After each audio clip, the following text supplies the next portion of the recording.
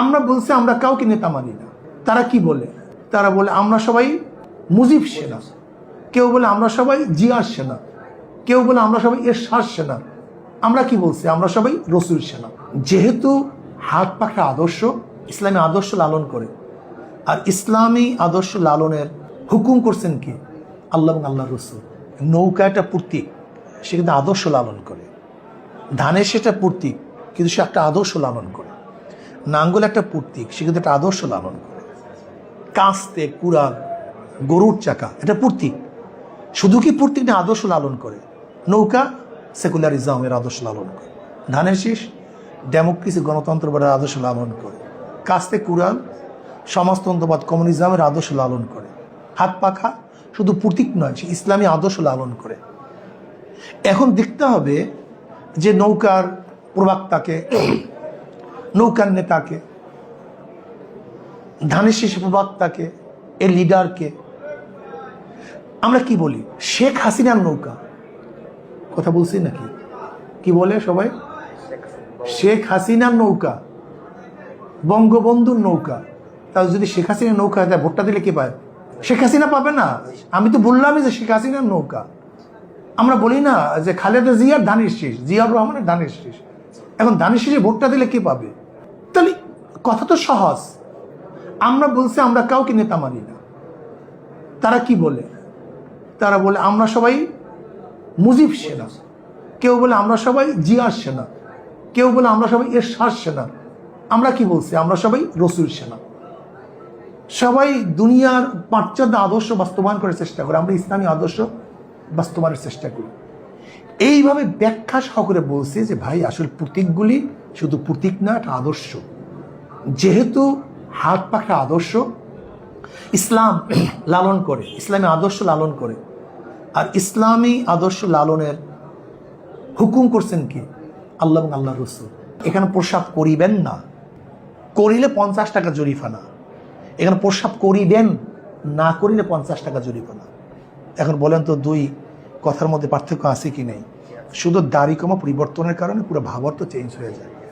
ঠিক আমার ওই কথাগুলি ব্যাখ্যা সহকারে না বলে আসলে আমাকে প্রশ্নবিদ্ধ করার জন্য ব্যাস উঠায় দিয়ে শুধু বলছে ব্যাস সেই কথা বলছে। আসলে এর পিছনে আগে কিছু কথা ছিল, যে কথাগুলি যদি নিয়ে আসেন তাহলে প্রশ্নের কিছু নেই, বরং এইটাই বাস্তবতা। ইসলামী আন্দোলন আগামী জাতীয় নির্বাচনে যদি ইসলাম, দেশ ও মানবতার কল্যাণ হয়, তাহলে কেউ না গেলেও ইসলামী আন্দোলন নির্বাচনে যাবে। আর ইসলাম, দেশ, মানবতার কল্যাণ যদি আগামী নির্বাচনে না হয়, জাতীয় নির্বাচনে সবাই অংশগ্রহণ করলেও ইসলামী আন্দোলন বাংলাদেশ অংশগ্রহণ করবে না। ইসলামী আন্দোলন বাংলাদেশ শুধু ক্ষমতার রাজনীতি করে না, ইসলামী আন্দোলন বাংলাদেশ নীত আদর্শ রাজনীতি করে। মানুষ আর ধোঁকা খেতে চায় না।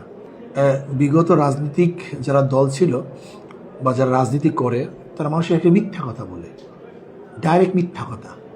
এইটা করবো, সেইটা করবো, এটা হয় না, এইটা সেইটা হয় নাই।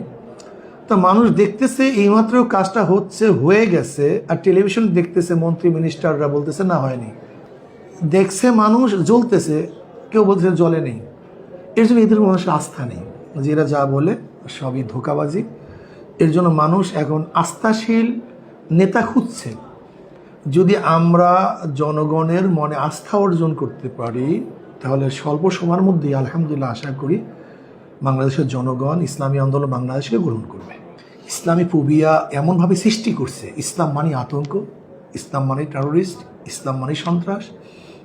ইসলাম যদি ক্ষমতায় আসে তাহলে মন্দির থাকবে না, গির্জা থাকবে না, হিন্দুরা থাকবে না, বৌদ্ধরা থাকবে না, খ্রিস্টানরা থাকবে না, এর কোনো ধারণা সৃষ্টি করছে।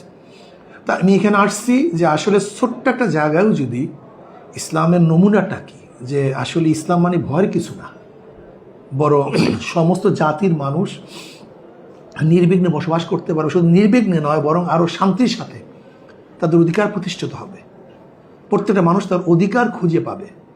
যদি কিছুটা হলেও যদি এখানে অ্যাপ্লাই করতে পারি যে নেতৃত্ব কী জিনিস, নেতৃত্ব মানি এটা বিলাসী কোনো জিন্দিগি না। নেতৃত্ব মানি এটা খ্যাদমত, সৈয়দ কওমে খাদিমুহুম। আসলে কওমের সর্দার তো সেই কওমের, সেই জাতির খাদেম হয়। এটা বিলাসী কোনো জিন্দিগির জন্য আমরা এখানে আসিনি। বর্তমান রাজনীতি মানে হল বিলাসিতা। যদি কেউ ক্ষমতায় যায় তার বিলাসিতা বেড়ে যায়। অথচ আমি যদি মেয়র হতে পারি, আল্লাহ যদি আমাকে মেয়র বানান, তাহলে তো এটা আমার মাথার উপর বিশাল বোঝা, বিশাল পাহাড় চাপবে। এটা খুশির কিছু নাই তো, এটা আনন্দের কোনো বিষয় নয়, বরং এটা আমার বিশাল একটা দায়িত্ব।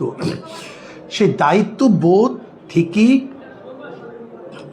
আমাদের কাজ আঞ্জাম হবে, যে আমার এটা দায়িত্ব, এটা করতে হবে, সেটা করতে হবে, জনগণ আমার থেকে এইটা চায় সেইটা চায়। যদি আমি দায়িত্ববোধ না মনে করি, আনন্দের বিষয় মনে করি, তাহলে তো এটাকে নিয়ে আমি ব্যবসা করব, বাণিজ্য করব, লুণ্ঠন করব, আমি খুন করব, খারাপি করব, আমি সন্ত্রাস করব, মাদক চালানের ব্যবস্থা করব, আমার নেতাকর্মীদেরকে এই সমস্ত খারাপ অভ্যাস অভ্যস্ত করে আমাদের পিছনে ঘোরাবার চেষ্টা করব। কিন্তু আমরা এখানে আসছি নবী আলী সাল্লাল্লাহু আলাইহি ওয়াসাল্লাম ইসলামের যে থিওরিক্যাল বয়ানগুলি আমরা করছি মানুষের মধ্যে, সেটা প্র্যাকটিক্যাল কিছু দেখাতে চাই। ইসলাম মানি মানুষের জন্য কল্যাণ এবং শান্তি। ইসলামী শরিয়া সম্মত দাওয়াতকে কে বাধা দিবে? বাধা দেওয়ার ইখতিয়ার কার আছে? এখন যদি কেউ উল্টা বিলে আমাদের উপর এই কথাগুলো চাপিয়ে দেয়, সাথে সাথে বলবেন ডকুমেন্টস দেন, উইদাউট ডকুমেন্টস কোনো কিছু গ্রহণ করা হবে না। যেমন কয়েকদিন আগে এক কমিশনে বলছেন আর 3 কোটি টাকা আমাদেরকে দেওয়া হয়েছে, আমরা তো কেস করছি, ডকুমেন্টস দেখ। এরকম তো গুজব আমাদের বিরুদ্ধে আছে, থাকবে, তার চেয়ে যাওয়ার কিছু নেই।